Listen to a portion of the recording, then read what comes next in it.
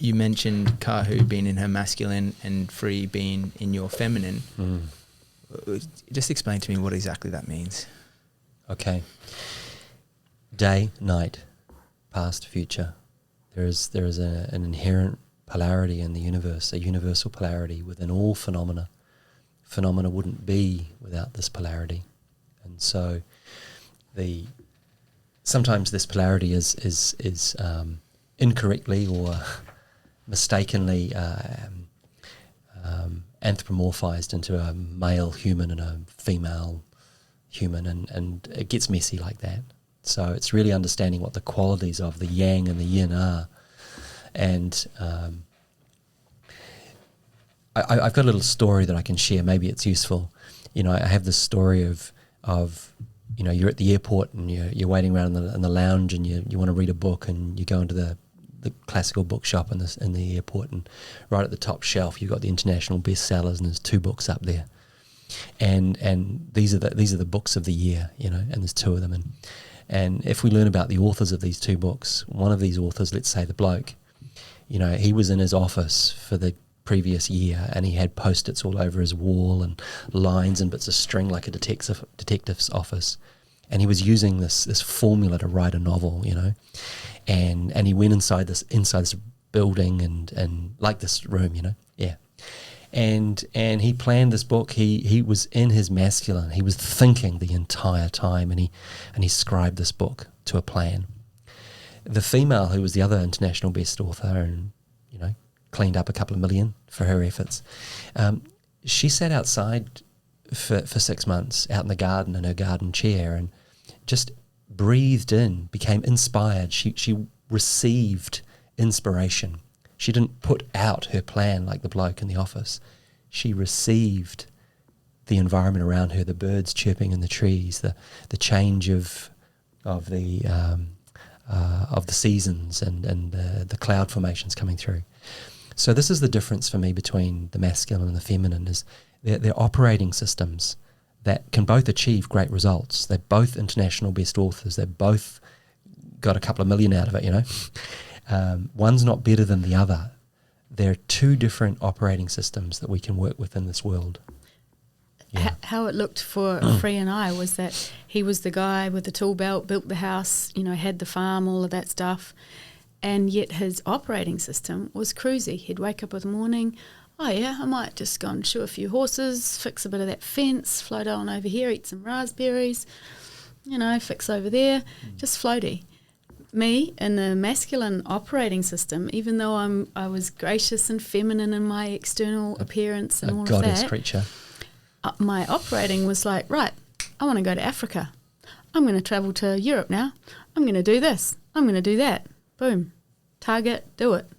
Like that. So that's the difference of the internal operating systems that we're talking about. That's beautifully explained. I like that story. Yeah. Even in the way that we express things. It's actually, that's why it's very challenging to just, it's not as easy as ejecting the operating system, because it becomes us. We are it. It's our nature also. Free's poetic in his expressing.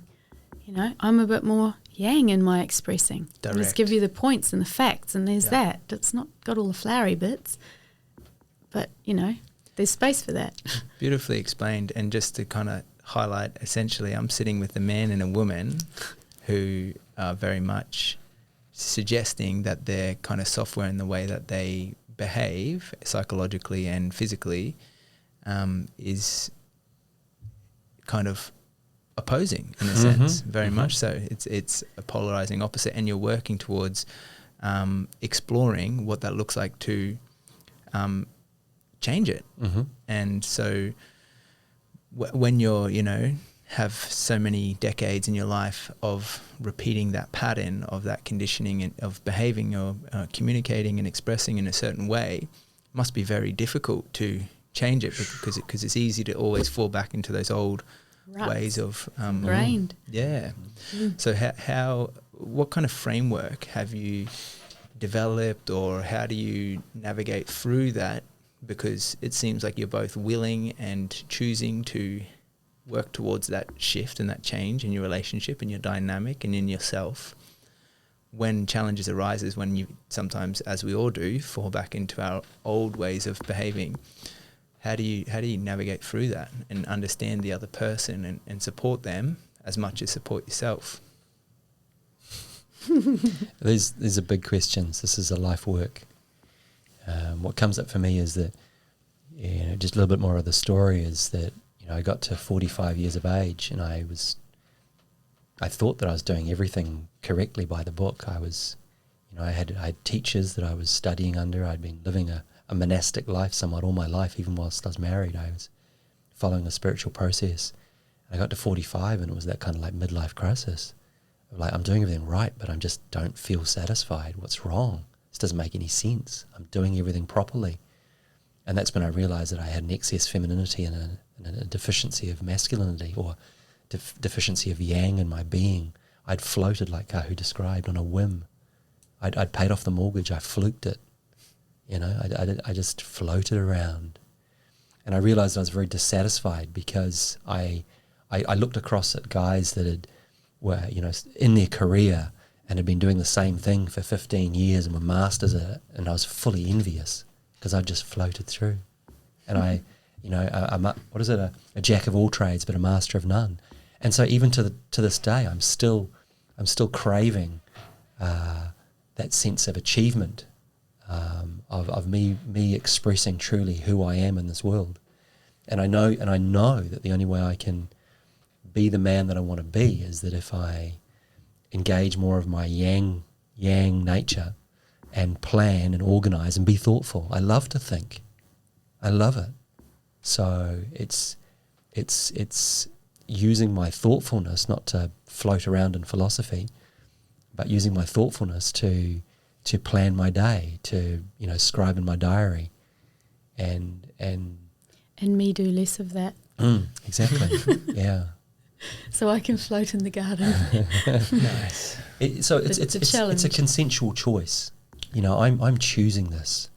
I'm not wronging any part of my history. I'm not wronging any part of the femininity, the yin qualities that I've developed. Like, I'm a really trusting guy, and I love that about myself. Like, I've walked to India with no money. I across the world and through the Himalayas as a sadhu. I live that way, having no idea where I'm going. So I love those qualities. However, I want to know the balance of myself, that person that I know that I actually am, in balance, in harmony internally.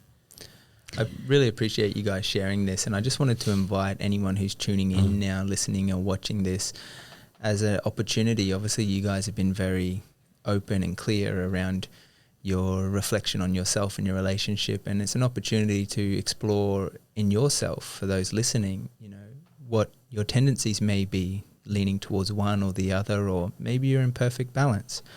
But if you're anything like me or anything like a human being, it's likely we have, in different seasons of our life, maybe an imbalance in some ways. And it's just a great reflection to explore that within ourselves and in our relationship dynamic.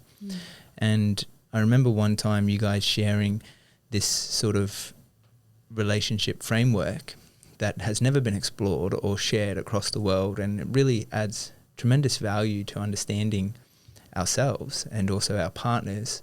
And you kind of referenced the love language, which has gone viral across the world, which many people utilize and find value in, and as much do I.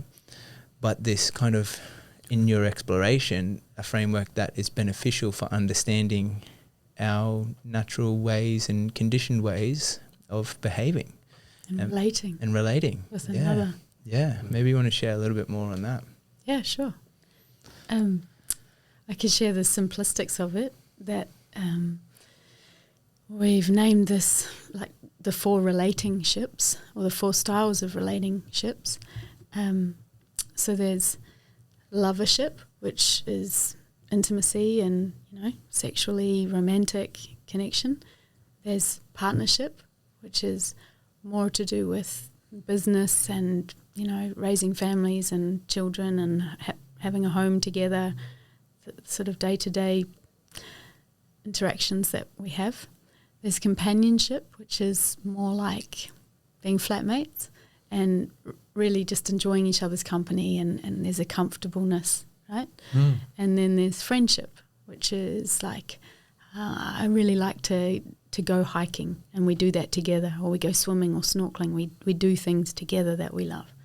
So of those 4 different relatings, it's really interesting to explore or sort of put them in order for myself and for Free's self, and this will change in different stages of our lives.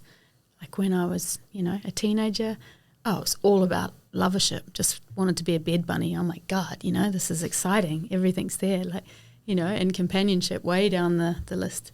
But now as things change and I'm moving more towards perimenopause and stuff, it's like, there's also aspects of our partnership, our togetherness, which is very focused on partnership. We share businesses, we work together as therapists, we coach couples, we do a lot together in partnership. The priorities change over time and depending on the circumstances. Yeah, I think where this came from, this awareness, was out of the challenge and even discord in our relating, that, like a lot of mature couples that have been together for a while, it seems to dry up a little bit. And, some of the old pattern behaviour starts to creep in, and we're not on our best behaviour with each other anymore. We've got familiar, and, where there's familiarity, there's contempt. And, we realised that the friendship was diminishing at the emphasis on partnership. And I think that's a big thing for a lot of couples, is that they even refer in the modern day, when you're not formally married, you're in a second time round or something, and we refer to it as a partnership. Well, that's like a business arrangement. And for a lot of people's situations, it's like that, and it dries up, and it's the juices dry up. Yeah, loving, because it's intimate. Because juices. it's just transactional, man. Transactional, yeah. And it's just keeping the machine alive, the security alive. She's got his house, she's got her house, and he's got his house, and they pull their resources, second marriage, and all this sort of thing. This is a lot of our peer group, and they're not married; they're just in partnership. But when we bring this concept to them, they can start to put in order where they're at in this moment, and it's quite revealing. You might be like this, and your partner might have the opposite at the top, and it's like, okay, so how are we going to meet each other in that, when your main focus is business and partnership, and hers is, romance and intimacy, let's say. I think the revelation, I think, for a lot of couples we've worked with, that we've shared this work with, is realizing that there's a specific way in which they are habitually functioning in. Yeah. For an example, she, for example, might have been raised by her grandmother, okay, and grandfather. So there wasn't a lot of action in the family. There was no siblings, and so she might have grown up where there was this culture of companionship. She was just there, and her grandparents were older and they were more companion-like, reading book in the same room, not really talking to each other. So that's what she grew up experiencing as normal, yeah? Mm-hmm. And then she becomes her own woman and gets all passionate and gets the love juices flowing and meets some guy, and it's all on, it's great. And he was raised by, I think I shared this example with you, didn't I? He was raised with 3 siblings and a dad that was an action man. And, the 3 brothers and dad, were out motorbiking, and their whole childhood was like friendship. And this guy meets that girl, and they come together, and once the romance of 6 months, the honeymoon period's worn off, they don't realise that they've both got 2 entirely different needs. He needs friendship, because that's what he's familiar with, and she needs companionship, because that's what she's familiar with. And they wonder why they're struggling. So this relationship framework can help. It's very simple, but it can help couples just flesh out the differences that they have, the different needs, the different wants. As well, have an understanding and more insight, which helps to have deeper compassion Because not have a more fulfilling relationship at the end of the day. Totally. Yeah. And to know that one person isn't going to meet all our needs. So this person that we love who needs lots of friendship, it's like, well, this young woman here might not be able to fully meet him in that need. He's got to go out with the guys. He's got to go out and do these fun friendship things. And out of love, he offers her the level of companionship she needs, like gentle quality time, like going away on holiday where they just sit around all day for 3 or 4 days, do nothing. Yeah. I love that example and that story. And it offers a lot of opportunity to reflect, for everyone listening in, for myself as well. And one piece that you mentioned there is that recognizing that our intimate partner may not be able to, and it's very likely that they're never going to be able to fulfill all of our needs. And maybe sometimes I notice that in the modern context, the modern day, where a young couple get married, have a family, have the house, and then it becomes very burdensome because there's a lot of stress, emotional stress, financial stress on expecting the other person to provide everything, and maybe falling short in some areas because that's not their natural tendency to live their life in that way.